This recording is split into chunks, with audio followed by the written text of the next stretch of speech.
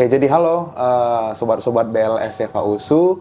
Kembali lagi di podcast kedua kita. Dalam kesempatan ini kita berkesempatan nih bertemu dengan narasumber yang sangat menarik nih. Apa kabar Tulang? Baik. Oke. Baik. Mungkin langsung saja nih saya sedikit spill sebelum abang kita ya, mungkin manggil abang aja lah ya, lebih gampang Abang. muda gitu ya, lebih awet muda gitu. Bersama abang kita, senior advokat senior, kurator senior, Bang Banuara Sianipar. Mungkin boleh kenalkan diri Bang untuk penonton kita gitu. Oke, baik. Selamat sore buat para audiens ya. Audiens. Dan saya Banuara Sianipar. Saya praktisi daripada hukum, advokat, merangkap sebagai kurator. Dan ketepatan saya alumni USU, Fakultas Hukum USU tahun 1985. Mungkin kemudian saya punya anak 4 dan istri 1. Mungkin itu saja. Iya. Oke, baik, terima kasih Lang. Tampaknya necis banget ya hari ini Tulang bisa bertemu di sore hari yang berbahagia ini. Baik. Jadi mungkin di dalam kesempatan kita ini kita akan membahas tema tentang kepailitan. Ya. Itu yang berkesesuaian dengan profesi Abang di kantor sebagai advokat merangkap kurator gitu ya Bang. Mungkin saya mengenalkan diri, nama saya Yoel Kevin Siombing. Saya sebagai Vice Manager External Affairs di Business Law Society Fakultas Hukum yang mungkin akan memotori, memandu perbincangan-bincangan asik kita pada sore hari ini. Mungkin saja perkenalan kita ya. Mungkin lebih lanjut lagi nanti bisa dikirim nomor HP-nya ya, Bang ya. Ya. Oke. Mungkin langsung saja mau nanya ke nih, Bang. Boleh. Kira-kira apa sih kepailitan itu, Bang? Karena kan juga banyak di praktisi hukum, di kalangan publik, khususnya mahasiswa Fakultas Hukum yang banyak dengar istilah kepailitan gitu. Tentu hal yang sangat menarik begitu kan, khususnya di kalangan mahasiswa Fakultas Hukum. Baik, kepailitan itu sendiri maksudnya adalah sita umum terhadap harta-harta debitur untuk membayar terhadap semua piutang daripada debitur. Sita umum. Itu sebenarnya kepailitan itu. Sita umum ya. Mungkin kepailitan sita umum berarti bicara tentang hutang piutang gitu ya Bang ya. Hutang piutang. Nah, tentu tidak kalah menarik juga hukum kepailitan ini atau hal-hal yang berkaitan kepailitan ini adalah hal yang sangat menarik ya, khususnya di kalangan praktisi hukum ataupun anak fakultas hukum. Karena identik dengan membahas, membincangkan tentang saldo ataupun angka uang yang sangat fantastis. Kira-kira bagaimana pandangan seperti itu, Bang? Apakah memang benar bicara tentang kepailitan ini selalu bicara tentang nominal ataupun angka-angka uang yang sangat fantastis gitu dan sangat menarik gitu untuk diperbincangkan? Ya, tidak selamanya sih fantastis ya, tidak selamanya. Tinggal aja jadi memang Undang-Undang 37 2004 itu mengatur tentang penundaan kewajiban pembayaran utang, kemudian kepailitan. Gitu. Jadi di undang-undang kita di Indonesia sendiri tidak mengatur nominal piutang. Ya, tidak mengatur, beda dengan negara lain seperti Amerika mengatur seperti berapa ribu US dollar yang bisa di PKPU pilotkan, kemudian Singapura, Malaysia dan seterusnya. Indonesia tidak mengenal limit terendah daripada piutang. Jadi setiap debitur baik persorangan maupun PT Badan Hukum dapat di PKPU kan atau dipilotkan, tidak melihat seberapa besar piutangnya. Yang paling penting diketahui bahwa dia tidak sanggup membayar hutang atau tidak mau membayar hutang. Nah, maka langkah yang harus ditempuh adalah PKPU atau pilot. Jadi tidak selamanya fantastis. Walaupun di banyak kasus hutang itu pasti yang miliaran gitu. Tapi ada juga di kasus yang hutangnya hanya 500 juta, 300 juta dan seterusnya. Nah, sangat hal yang menarik ya Bang. Tentunya ini menjadi suatu pencerahan juga bagi kalangan publik, bagi praktisi hukum, mahasiswa hukum. Ternyata bicara tentang kepailitan itu bukan selalu bicara tentang nominal yang sangat besar begitu kan Bang. Nah, mungkin saya ingin mau bertanya, kira-kira apa sih dasar seseorang itu atau badan hukum, subjek hukum itu bisa dipailitkan gitu? Apakah ada kriteria-kriteria gitu menurut hukum atau berdasarkan undang-undang kepailitan kita?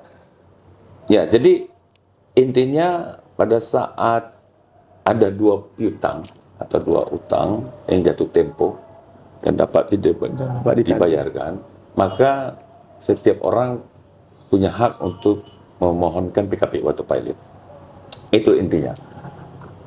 Sudah ada dua invoicing jatuh tempo dan jatuh tempo pembayarannya. Sudah tidak dilakukan pembayaran, maka dapat di PKPU kepailitan. Itu jadi pada saat perusahaan tidak mau membayar atau tidak mampu membayar, tentunya setelah melewati beberapa proses, di prakteknya biasanya dilakukan somasi pertama untuk melakukan pembayaran, kemudian somasi kedua untuk melakukan pembayaran, tidak juga dapat dilakukan pembayaran, maka seseorang itu atau badan hukum dapat melakukan permohonan PKPU atau kepailitan itu sendiri. Kira-kira apa sih Bang yang membedakan antara PKPU dan kepailitan nih? Ya, Dalam praktiknya. beda sekali. Kalau di PKPU itu kan penundaan kewajiban pembayaran utang. Jadi prosesnya itu belum dinyatakan pilot, sehingga petugasnya atau orang yang bekerja disebut pengurus. Nah, jadi di situ mengurus penundaan kewajiban itu tentunya debitur kalau dia punya etikat baik pasti mengajukan penawaran untuk pembayaran utangnya, mungkin tidak bisa sekaligus tapi dengan cara mencicil dan seterusnya. Nah, kemudian di PKPU itu sendiri ada yang disebut dengan homologasi. Nah, pada saat di PKPU itu program atau proposal perdamaiannya dapat diterima oleh para kreditur, khususnya kreditur separatis dan konkuren, maka stop sampai di situ proses itu. Ada perdamaian.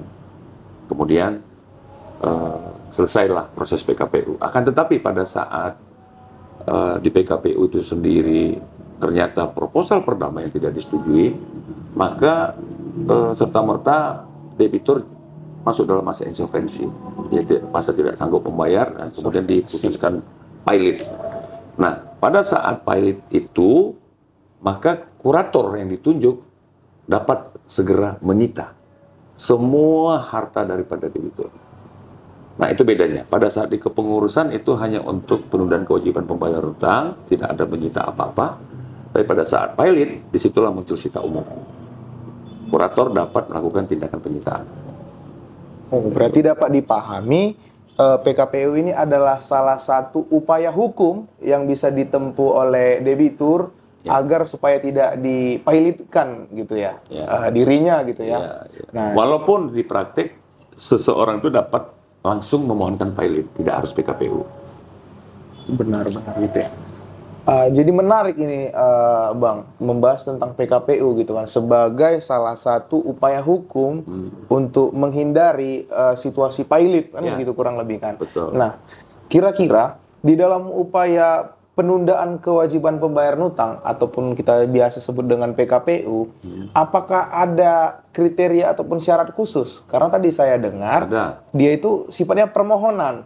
Dia permohonan, debitur melakukan permohonan gitu kan. Nah, lantas yang ingin ditanyakan nih, memohonnya kemana gitu? Ke siapa permohonannya? Apakah permohonan itu serta-merta langsung dikabulkan? Apakah bisa ditolak permohonan PKPU-nya? Dalam praktiknya kira-kira bagaimana, Bang? Sebenarnya PKPU maupun kepailitan itu adalah gugatan sederhana. Karena syaratnya cuma, pertama, ada dua kreditur. kemudian ada invoice tagihan. dan yang jatuh tempo dan dapat dibayarkan.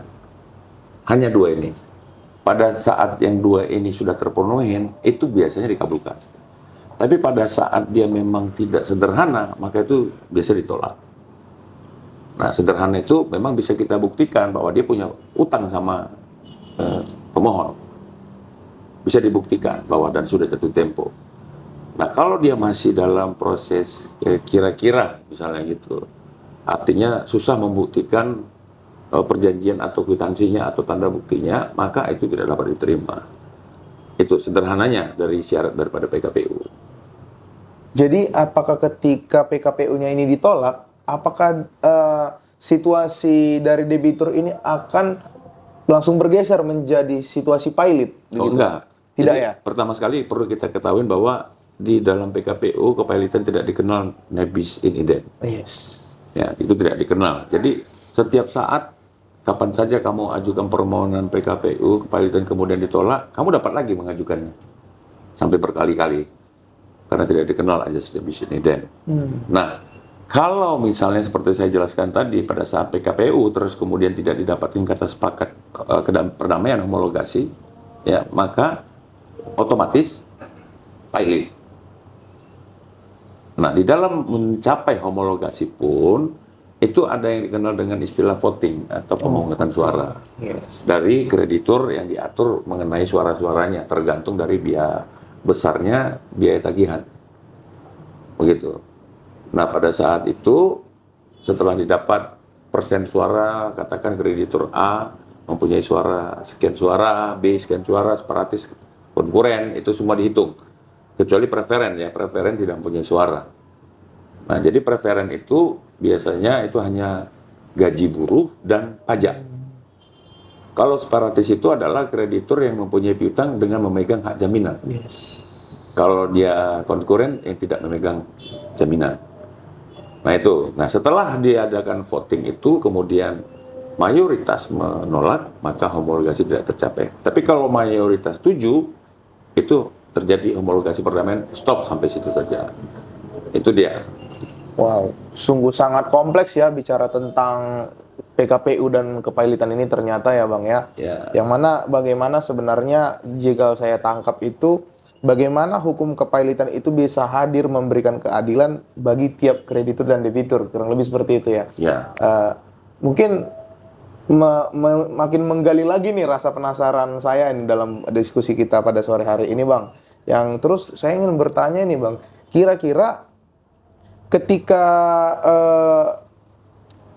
debitur telah dinyatakan keadaan insolven gitu atau suatu kondisi, suatu situasi tidak mampu membayar begitu kan, apakah di sini bisa menjadi dalil utama untuk dijatuhkannya pilot? Ini kalau insolven itu ya pasti pilot. Memang itu dia. Jadi setelah homologasi ditolak dan berarti dia tidak mampu membayar, otomatis menjadi pilot. Upaya restrukturisasi keuangan oleh debitur itu bisa dilakukan oleh debitur saat sebelum PKPU atau saat PKPU atau setelah dikabulkannya PKPU. Kira-kira bagaimana itu, Bang? Kalau memang perusahaannya bagus, ya artinya masih produksi dan seterusnya, biasanya bisa kita lakukan going concern. Jadi going concern itu usahanya tetap berjalan, tidak berhenti. Gitu. Itu dia. Jadi ada upaya namanya keadaan going concern, itu di mana debitur dapat melangsungkan bisnisnya, usahanya di bawah pengawasan pengurus. Kalau di kepailitan namanya di bawah kepengurusan kurator. Gitu.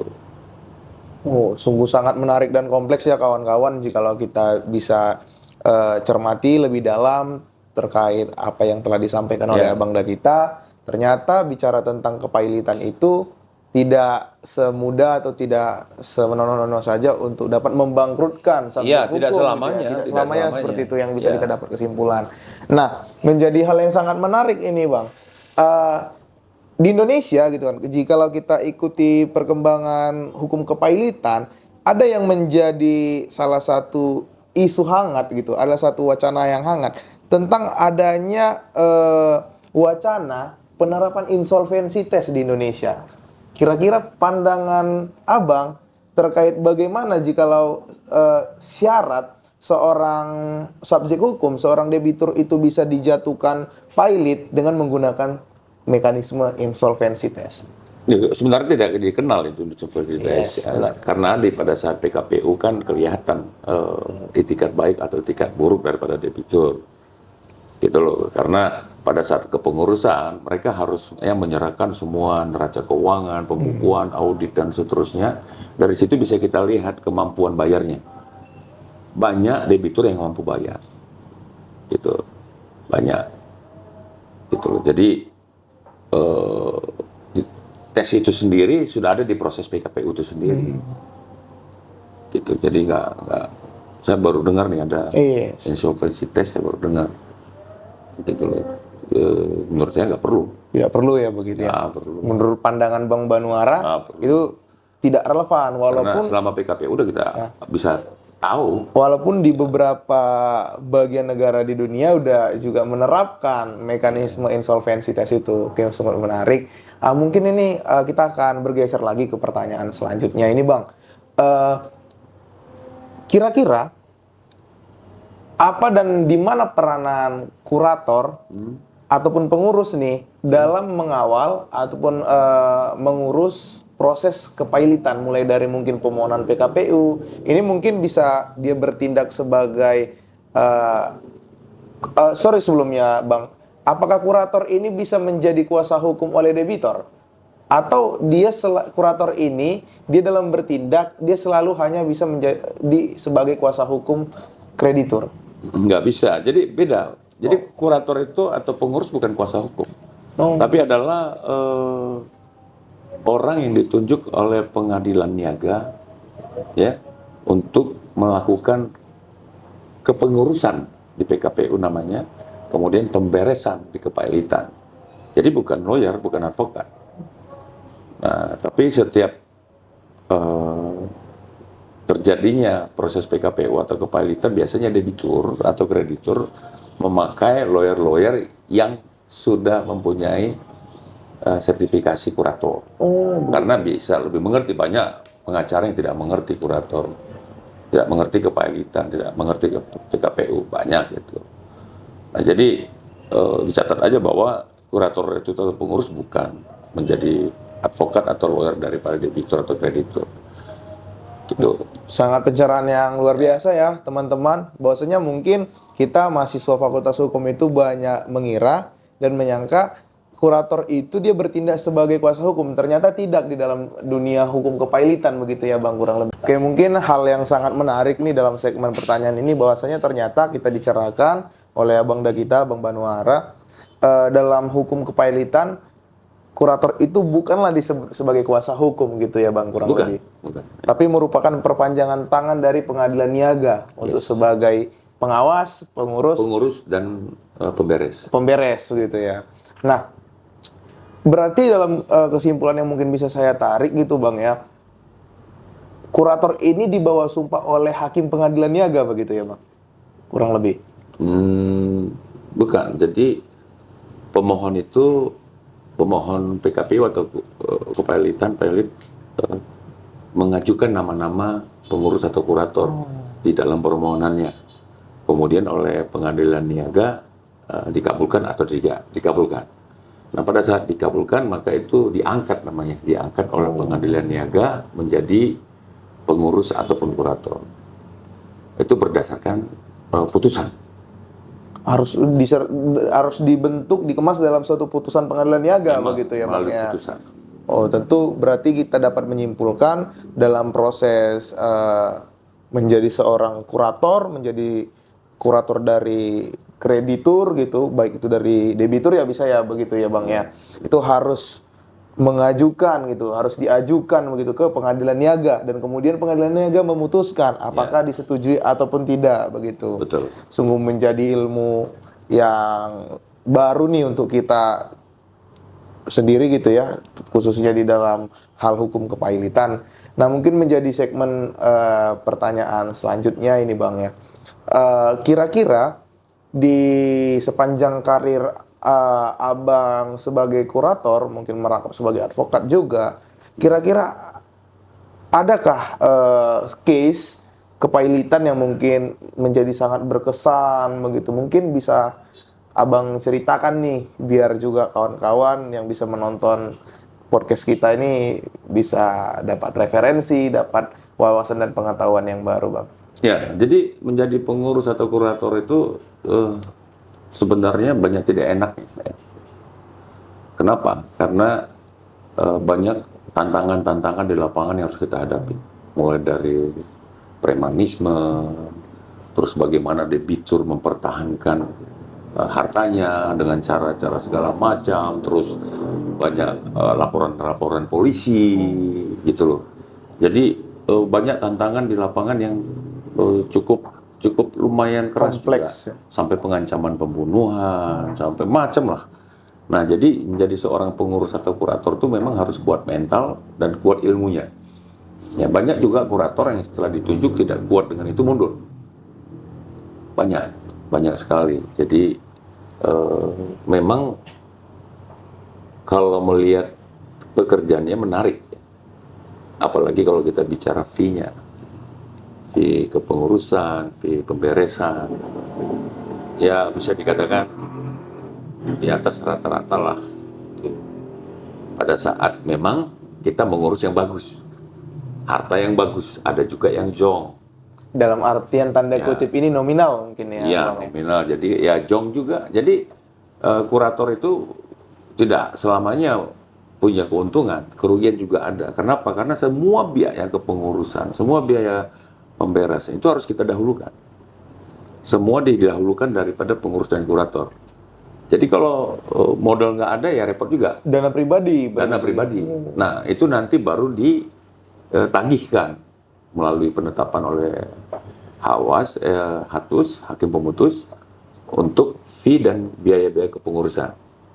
Itu baru bisa dibayar. Pada saat ternyata setelah kita proses, hartanya tidak mencukupi. Nah, jadi bisa jadi fee yang sudah ditentukan pun atau biaya pengurusan yang sudah ditentukan pun belum tentu terpenuhi. Nah, jadi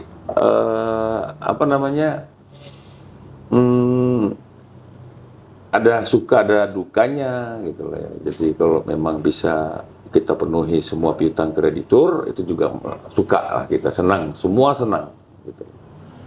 Nah, itu dia. Jadi banyak kasus yang tidak gampang juga. Saya nggak usah sebutkan siapa, tapi dari prakteknya banyak ya masalah yang kita hadapi di lapangan yang tidak ada di teorinya. Berarti jam terbang yang utama Ya. gitu ya, Bang, ya. Dan kita harus punya strategi dan mengerti manajemen dan bisa membaca laporan keuangan. Itu harus bisa. Karena di situ kita tahu berapa utang jangka pendek, berapa utang jangka panjang, berapa kewajiban kepada pihak-pihak ketiga dan seterusnya. Itu ada di neraca keuangan. Nah, pada saat terjadi kepengurusan atau kepailitan, karena kepengurusan itu pengurus tidak bisa menguasai, belum bisa, kecuali di kepailitan. Kalau di kepailitan kita langsung sita. Sehingga kita bisa menyita semua pembukuan, kita bisa menyita berangkas, apapun termasuk berlian, sendal jepit yang ada di sana pun bisa kita sita. Nah, tapi pada saat kita sita terus ternyata dokumen tidak ada, nanti timbul masalah. Karena kita tidak mendapat apa-apa aja menjadi aset dari perusahaan itu. Karena kuncinya aset. Nah, debitur banyak yang akal-akal juga. Nah, sebelum dia sudah tahu nih, sebelum dia di PKPU kan, udah tahu dia bakal di PKPU kan. Katakan sudah 2 tahun pabriknya tutup, kemudian PKPU itu punya waktu 270 hari, ya, itu udah hampir setahun, 3 tahun, dia sudah mengalihkan semua hartanya, dialihkan semua, sehingga pada waktu jatuh pailit, kurator sudah tidak mendapat harta, atau hanya sedikit harta. Karena sudah sempat dialihkan. Terus apa upayanya, Bang? Kalau jika tidak terjadi, ada. Jadi, kalau kita telah mengetahui, itu tidak harus melalui pembukuan. Tugas kurator pengurus itu nanti adalah bagaimana dia menginvestigasi, bagaimana dia melakukan penyelidikan, mencari tahu di mana-mana hartanya. Itu tugas dari kurator. Dan itu harus dilakukan, tapi banyak kurator yang malas. Nah, bisa melalui BPN, hartanya di mana, bisa melalui Samsat, motor kendaraannya apa-apa saja. Kemudian dari AHU, kementerian ke sana kita tahu berapa harta kekayaannya. Itu harus dicari. Nah, kalau ketemu itu harta, maka yang dapat dilakukan adalah cuma dua. Ada namanya disebut dengan aksio pauliana. Nah, kemudian ada gugatan lain-lain. Nah, aksio pauliana itu dapat dilakukan upaya ini terhadap harta pilot yang 1 tahun dihitung sejak putusan pilot atau PKPU ke belakang. Setahun. Lebih dari setahun itu bukan aksio pauliana namanya, tapi menjadi gugatan lain-lain. Dan ini kan membutuhkan biaya besar karena skumnya gede, karena kepailitan beda. Nah, ini kadang-kadang membuat kurator itu pengurus malas untuk melakukan hal itu karena biayanya gede juga. Nah itu, tapi harus dilakukan untuk mendapatkan. Pernah nggak abang melakukan itu? Oh, saya sering. Sehingga saya mendapatkan harta-hartanya kembali, kemudian saya bisa lelang, dan kemudian bisa dibagikan kepada para kreditur. Itu dia. Sangat kompleks sekali ya kawan-kawan, terkait bagaimana pengurusan, bagaimana pemberesan gitu kan terkait harta kepailitan dalam kasus-kasus hukum kepailitan di Indonesia gitu kan. Nah mungkin ada nih Bang pertanyaan inti mungkin yang akan saya tanyakan. Kira-kira apa nih kiat-kiat dari Abang sejauh Abang menjalani profesi kurator bagi mungkin badan usaha gitu kan agar terhindar dari yang namanya kepailitan itu. Kira-kira apa kiat-kiatnya? Pertama mereka harus maintain utang mereka. Jadi maintain utang mereka, kemudian ya, utangnya harus tetap dibayar dong.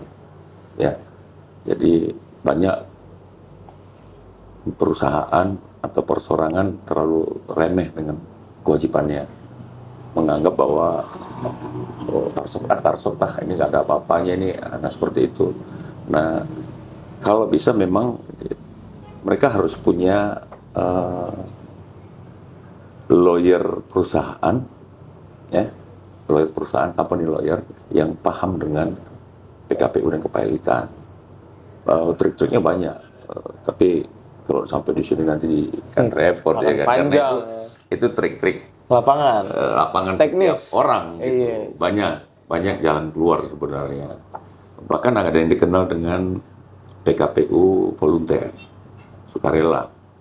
Nah, jadi badan usaha atau perorangan itu dengan sukarela mem-PKPU-kan dirinya dengan sukarela, bukan akibat permohonan kreditur oleh debiturnya sendiri yang memohonkan gitu. Kemudian tapi itu pun ada syaratnya, minimal ada 2 persetujuan dari kreditur baru bisa melakukan PKPU sukarela.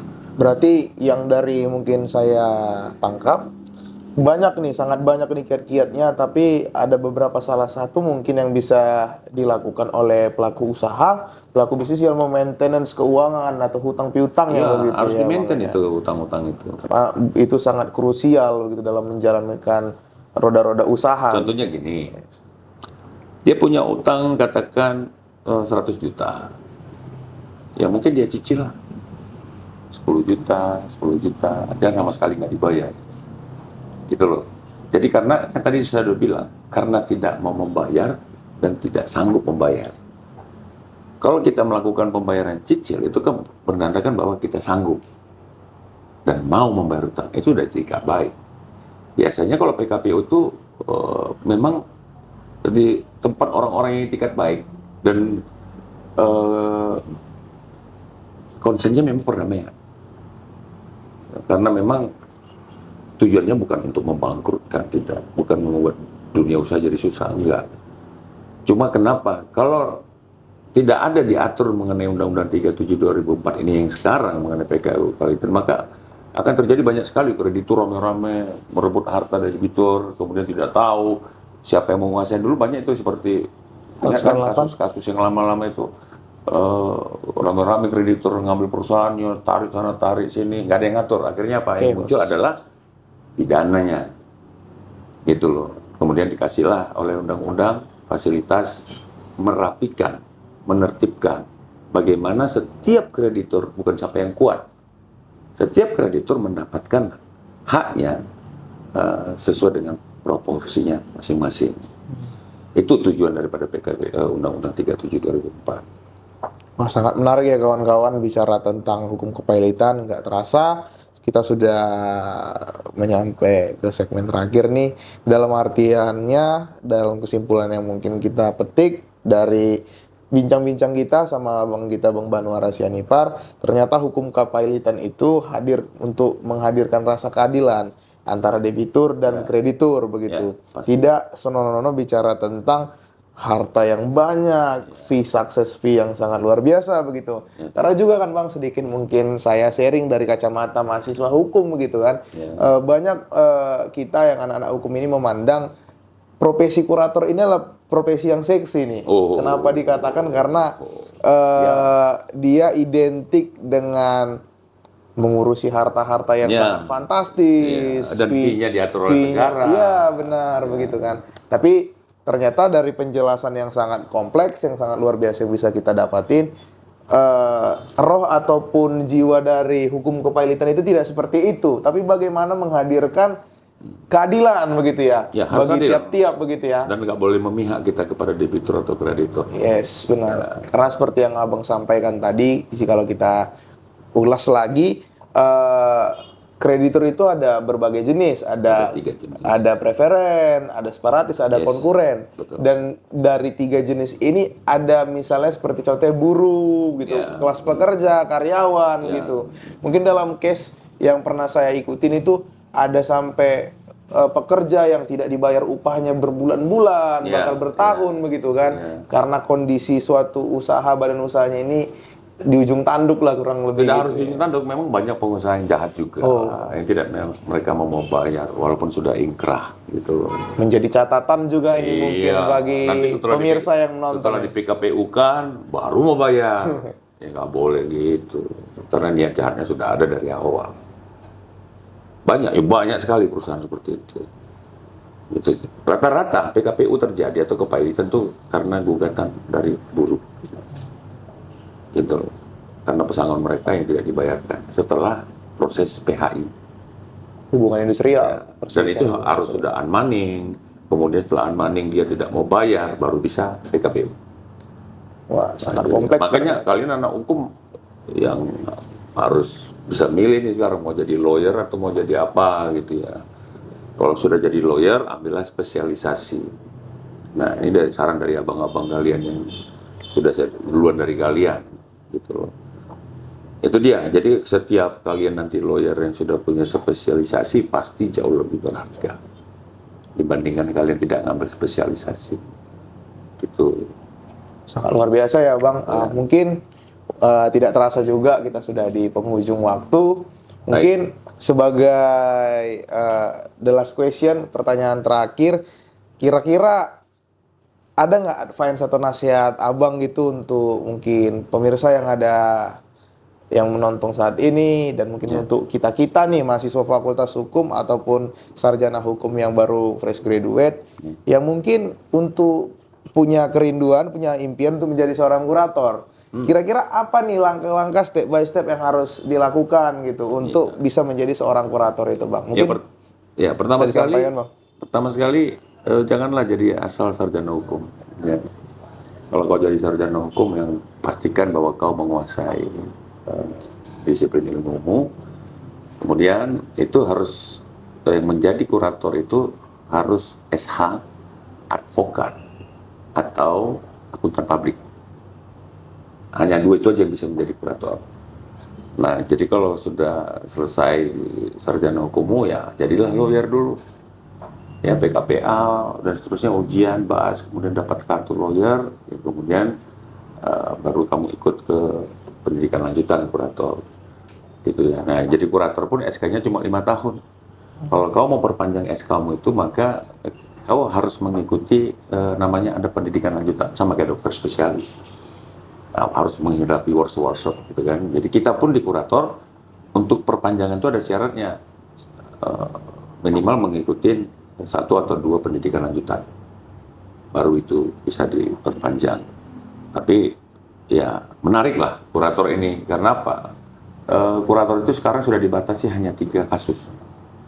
Jadi kesempatan itu masih banyak, karena 3 kasus ini belum tentu selesai setahun 2 tahun. Nah, sementara kasus berdatangan terus. Nah, jadi biasanya adik-adik yang baru pasti kebagian job.